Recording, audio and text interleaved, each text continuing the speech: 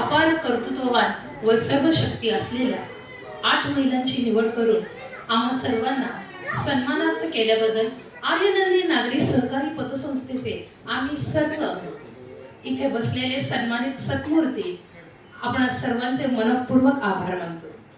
दिनांक 8 मार्च रोजी जागतिक महिला दिन म्हणून सर्वत्र आपण साजरा करतो, पण ही स्त्री फक्त दिवसाचे 24 तासच स्त्री असते का? असं प्रत्येक पुरुषांनी आपल्या घरातील स्त्रियांविषयी जर विचार केला तर बाकीचे 364 दिवस ती काय करते याचा एक 2 मिनिटं विचार करावा आणि आपण तिच्या करण्याने खुश आहोत आणि ती खुश आहे का याचा सुद्धा विचार करा।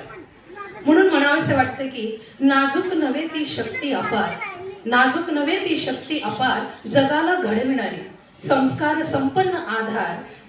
संपन्न आधार ती कुटुंबाला घडविणारी।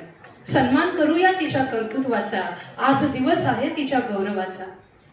तिच्या गौरवाचा हा दिवस निवडून आर्यनंदी परिवाराने प्रत्येक क्षेत्रातील स्त्री शक्तीला निवडून आज तिला इथं उपकृत केलेले आहे आणि कार्यक्रमाचं जे 100% यश आहे ते आमच्या स्वागतानेच झालेलं आहे की इतकं सुंदर समूह नृत्य आम्ही खरंच यावर्षी पाहिलं नव्हतं, ते आम्ही इथं पाहिलंय।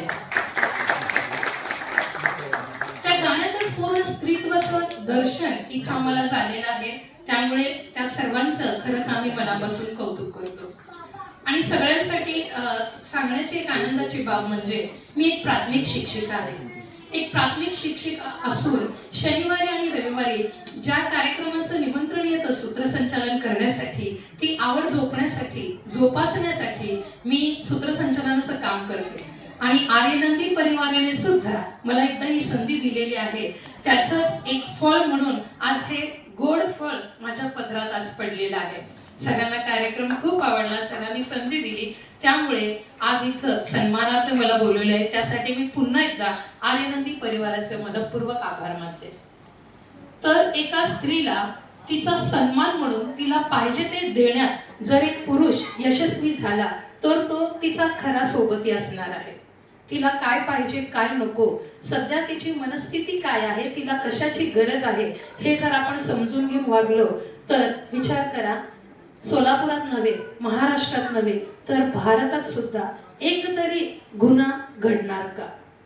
तिला तिचा सन्मान जर योग्य रीतीने मिळाला तर आपण ऐकतोय की प्रत्येक समाज मीडियामध्ये ज्या बातम्या ऐकतोय त्या ऐकून आपलं मन एकदम सुन्न होऊन चाललंय। एकापेक्षा एक भयंकर बातम्या आपल्या डोळ्यापुढे मोबाईलमध्ये आणि समाजात दिसत आहेत। तर याला फक्त जबाबदार पुरुषच नव्हे तर स्त्री सुद्धा आहे।